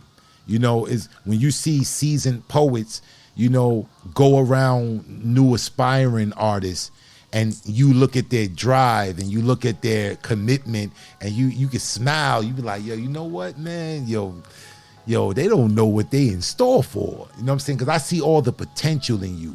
I see all of the potential in you. So, you know, I want you to continue, though. I want you to continue, Elisabeth, to go full steam ahead. Don't let up. Don't let up, because like you're on the precipice of just greatness. And I'm thinking a lot of other people are starting to see how great you are, and they're starting to embrace you in that same fashion, you know, because I've been saw it, you know what I'm saying? Call me a sage, call me whatever, you know what I'm saying? Call me Nostradamus, poetic Damus, you know what I'm saying? But I saw it in you, and now I'm actually seeing it manifests in your words. Your approach to the art form is different. You know, the way you lead your audience now, you're showing a lot of skill in the ring, you know? So I salute you. And I only see great things coming for you. I want you to tell us a little bit what you got in store for the people. Like, where do you plan to take this? Are you going to go on, you know, go to the studio and actually put something together for the fans, and the people can, you know what I'm saying, enjoy some of Stir of Echoes poetry? Tell us what you got in store for the people. I am actually working on an album right now. That's what I'm talking about. Working on That's an right. album. I've got some. Congratulations for that. We need that in the world. We need that. We need it ASAP. But yeah, go ahead. I'm giving you some ASAP. I'm still working on it. I'm got some people who are working with me on some beats that I'm really excited for. Some producers that I know personally that are gonna work with me. So I've always been offered working with me musically. But I never wanted, I know I can sing. I know I'm talented. I understand that. I've always loved the theater. That's my first love. That will always be my first love. I really got that from my father. When you said showman, I was like, I'm my daddy's girl, because like the Carpenters are showmen. Okay, we will perform wherever, whenever. If you say sing, we'll do it. Are you related to the Carpenters? I should have asked that. Are you related to them? I am. Richard and Karen Carpenter are my third cousins. Wow. I just put it together. In my head. I was like, the Carpenters. I know the Carpenters, you know, and I'm like, hold on. Is she related? Most people know, why do birds suddenly appear? That song. And I get told I sound a lot like Karen. Honestly, I feel like a little bit of an incarnation of her, because she passed long before I was even a thought. So, you know. Wow, this is a small world. Look at that, man. Who would have ever guessed? See how I put it together? I was like, hold on. You know what I'm saying? Because that's actually the first question I always get asked, honestly. Wow. I'm really surprised. That's crazy. The apple don't fall too far from the tree. But you're doing big things. You got big things going. And I really urge you to do a written project as well. I have a poetry book. Oh, so plug that. Talk about the book. What's the name of the book? Where can we get this book? So it's on. It's self-publishing. It's called The Borderline. I'll give you the link so that way you can Definitely. I'll put post, that yeah. in the description for the audience members, you guys. You can check that but out. it's called The Borderline. And it's my journey through mental health.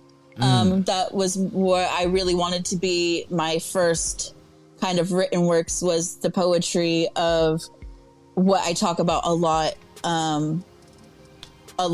of in this book. So you actually heard one of the pieces that actually ends the book, which is Dear 10-Year-Old Me. I end it with that piece. And I start it with a piece I have called The Borderline, which explains what borderline is. And I kind of go through the different symptoms throughout the book that I experience on a daily, not on a daily basis as much. You have to be diagnosed with 5 of the 9 symptoms. When I first was diagnosed, I had all 9.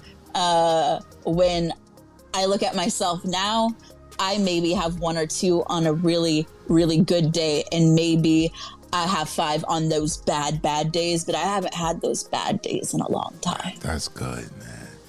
That's amazing to hear, man. And it's a beautiful thing because you're showing everybody that it works.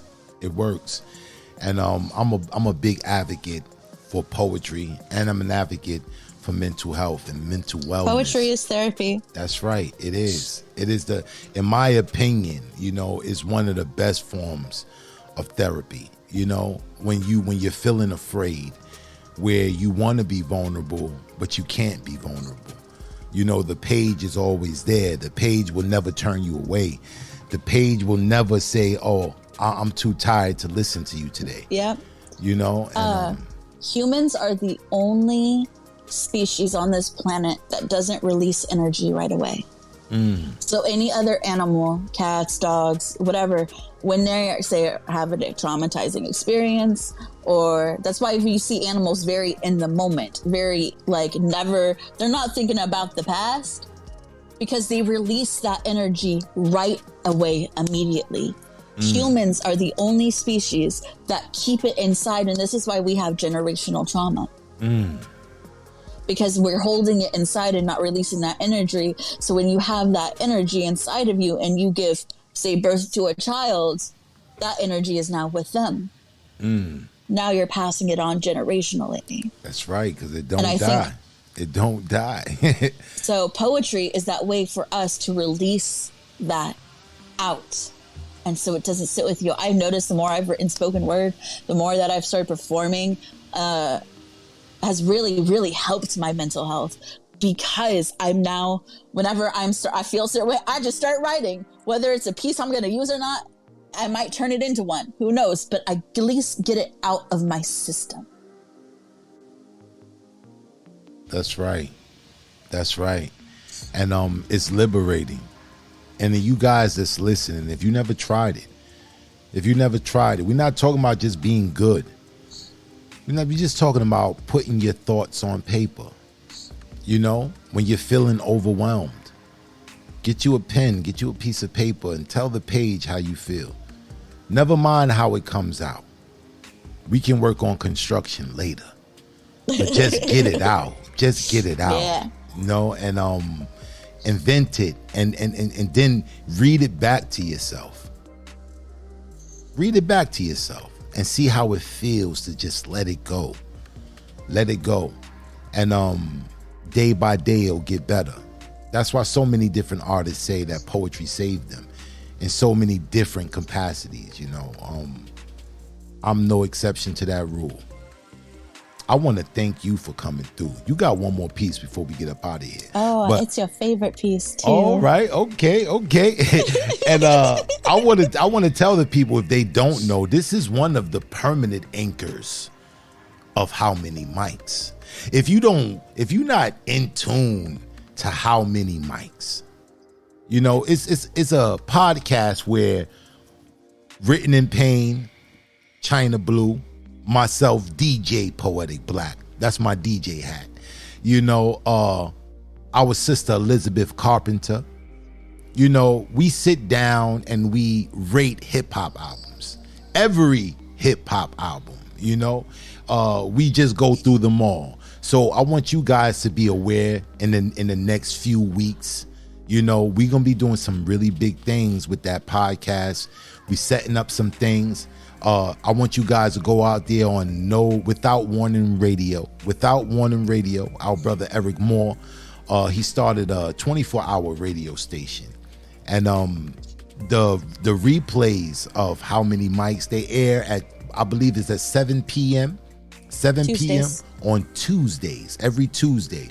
So you can go out there and listen on Without Warning Radio, How Many Mics. We have a great time in the studio every time. Sometimes relationships are sometimes we fighting cats and dogs. Me and Poetic Black, he be like, oh, you're giving symphony. This is why I get called cold-blooded, because he gives out pity mics, and I'm like, that was trash. Yeah, she's cold-blooded. If you don't know why she got that name cold-blooded, go listen to How Many Mics, and you would see how she got that cold-blooded pseudonym that she has. But check out How Many Mics, man. We got some big things going on with that. A great show. Also, we got coming up R&B through Z. I'm letting it out. I'm leaking. I get the leak, yeah. R&B through Z. We really trying to bring a lot of different forms of entertainment to the podcast world. The Composition Entertainment LLC. You're gonna see us, man. We out here. We're laying the foundation, and we're trying to bring the best of artistry to you guys, man. So I want you guys to know, if you want to support this podcast, we do need the support. It's not free. It's not cheap. But every little thing helps. So embedded in the episode, when you go into the description, you will see a link where you can press that link, and you can sponsor the show, whether it be $1, $2, or $5, or whatever amount it is. If you want to donate anything to the show, you can do that with that link. So I urge you guys to utilize that link. You know what I'm saying? Because we need the help, but we're trying to do big things, and with your help, we can move leaps and bounds. But I want to get you into this studio and on the stage for the final time. It's very sad. You know what I'm saying? You got a 2-hour interview out of me, and that's not done easily. I don't have people up here just lollygagging. So we haven't been lollygagging. I don't know what you're talking about. We've been getting the business. Yeah, we've been getting the business. You can tell that I'm really I'm really engulfed into the conversation, because I believe it's beautiful. I believe it's inspiring for a lot of people out there. So I want you to come, and I want you to deliver your last piece, and then sadly we gotta say goodbye. But we'll always have this memory as a keepsake, because this episode ain't going nowhere. It's out there in the digital world. We can download and listen to it every day. So coming back to the stage, I want to give a warm welcome for our sister performing her final piece, Stir of Echoes.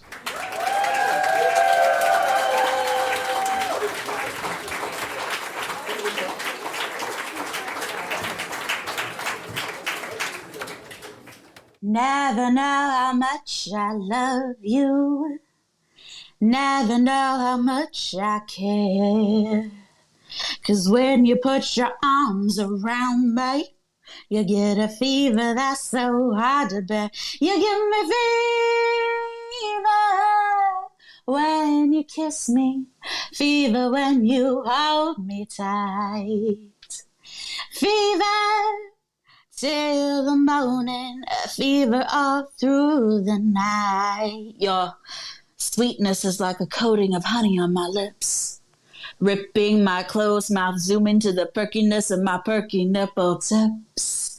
Fever in the absence of light, pulling me closer to swim inside my passion in the cloak of midnight park.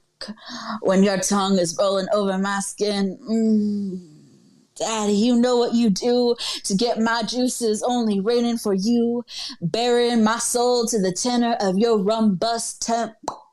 Oh, once deep inside, losing all sight, while milking the streams of your pearly flow. You give me fever the flames of your scorching kisses, my heart, my soul. To you I'll lose it in the height of ecstasy, burning me, desires pursuing of your wet gift of intellectual loving. When we're interlocked to the tip of your finger inside of a silken teaser, moaning for you to go deeper. You give me fever. Your tantalizing caresses make me a believer. Back arched, pleading my emotions. You're silently reading my emotions. Follow the manifestos of your touches, playing my body. Each cadence I'm seeping. You're leading, consuming my being. Your family jewels seducing the ravishing pinkish crown of this queen. You give me fever. My body is on fire for you. No medication, no cure, needing you deep inside, hips seesawing, craving the thrusting of your releasing Columbia's pour.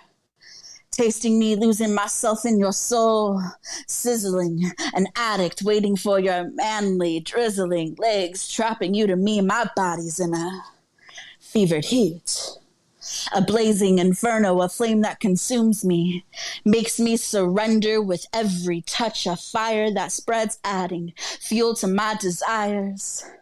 Tongue dripping inside of my ear, whispering, I love it when I make you lose control in my silk sheets. Cat scratches his back, intense, passionate bites, decorating his skin, bringing out the animalistic hunger deemed an licked sin. He gives me fever.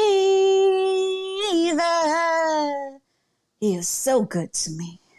Twist me, baby, within the cyclone of your weakening appeal. Fever till you sizzle. Oh, what a lovely way to burn. What a lovely way to burn. What a lovely way to burn.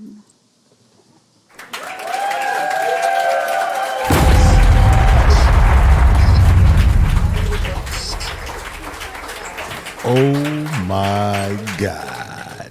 You got to get a second ball for that. That's my joint. That's my joint.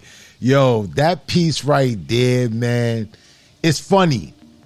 Because when I heard that piece for the first time, I never heard that song before. Then after I heard that piece, it seemed like everywhere I went, I heard that song. I was watching a movie. I forgot the name of the movie, but she was on the stage singing that joint. And I was like, yo, that's Lizzie piece. I was like, that's Elizabeth piece. And I was like, yo. And I was like, oh, that's the song. I was like, that's the song. I was like, oh, snap. Hang on. I have to, wait, hold up. Wait a minute. Let me back it up a second. You've never heard Fever by Peggy Lee? I never heard the song before. Oh I never heard the song. That is a jazz song. Like, and I love jazz. And the thing is, when I heard it, it automatically gave me, because I ain't gonna lie, when I first heard you perform that piece, I thought you wrote that hook. I really thought you wrote the hook. I was like, yo, Lizzie is dope. I was like, yo, that's a dope, catchy hook. I loved it. And I was like, yo, and then when I seen it on TV, then I put two and two together. I said, oh, that's probably a song already. And I was like, oh, snap. I said, she sound just like her. The way you infuse that song throughout the piece is the hard part of that piece, because you're not just singing the hook in the beginning and singing it in the end. Throughout the piece, you bring the refrain back, and it's just so intertwined so perfectly, man. It just gives you a vibe. I love that piece, and it's sensual. It's sexy, you know what I'm saying? It's erotic. It's all of the things that you need to say, I like that, but not too overpowering. not, you know what I'm saying? It's not too It's not pain coming in. Yeah, it's not raunchy, disgusting. It's not, you know what I'm saying? It's not too soft. No, it's a nice fusion of all of those different things that we love about sensuality and erotica and, you know, those type of poems. I love that poem, man. I really love that poem. I don't get tired of hearing it. That's one of my favorite joints from you. You give me to bring fever. that on there for I, you. I appreciate I was like, he would kill me if I don't do fever because that's his favorite. Man, that's my joint right there. I vibe. Whenever you sing that joint, I just get into my zone and all that. Man. I just get in my vibe like, yo, this is my shit right here. This was me. This was for me. You know what I'm saying? But yeah, I want to thank you, Lizzie. I want to thank you for coming through and being vulnerable, man. Being vulnerable for us, man, because that was for us. I learned a lot from this interview. You know, I learned a great, tremendous amount from this interview. And I know a lot of the people listening will gather so many gems from all of the poetry, from your perspective on things in life, what you go through, you know. And it's a beautiful thing when you can take someone else's struggles and they can present them in a way where you can benefit as though you went through them, but you didn't have to, you know. And that's part of being you know, smart, or part of being, you know, advanced. Whereas you can say, okay, you know, I'm a little more savvier than the average bear. You know, this person right here, I'm humble enough to listen, to see where you went wrong, or to see what you're going through and how you got out of it, where I can, you know, mimic that, where I can borrow, or I can, you know, it's an inspiration for me. And I think it's needed. You never know what someone is going through and what your words can do to aid them to get to the next day, to just wake up. What we do is powerful. What we do is just so necessary.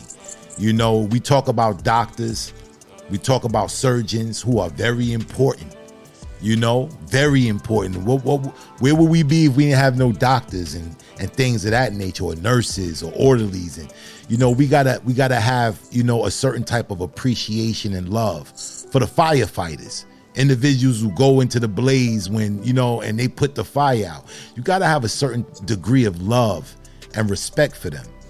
And I give that same honor and respect to the spoken word artist, the poet, the individuals who know how to conjure the words or know how to arrange the words to address the problems that's going on in our personal lives, you know. And you're amongst that fraternity. You're amongst that fraternity, Elisabeth Carpenter. And I know you're going to do great, great, great, great things. You know, this is just the tip of the iceberg. And I just look forward to it. And I want to be a part of that journey, you know. So, you know, any chance I get to come back and bring, you know, your perspective, because I also do my platform where I do panel discussions on Spoken Soul Sessions on a Tuesday show.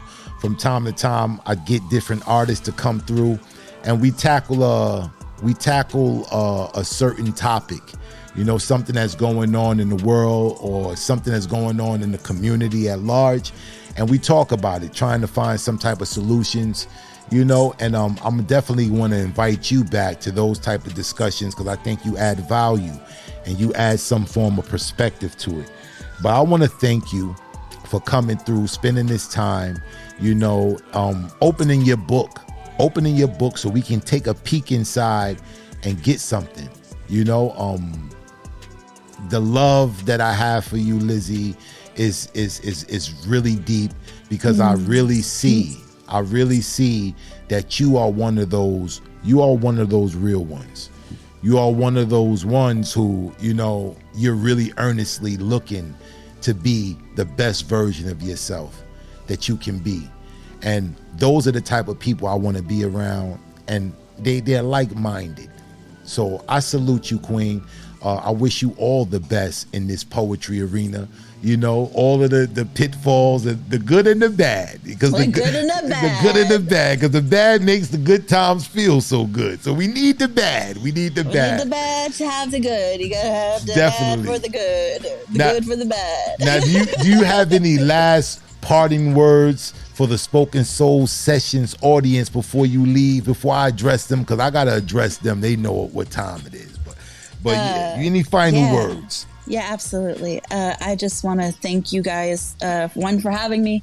Thank you, Poetic Black, for interviewing me. It has been such an honor, truly, to get to just kind of sit and we talk to each other, you know, outside of Clubhouse and the different platforms. It meant so much to me when you came to my feature. It really, really did.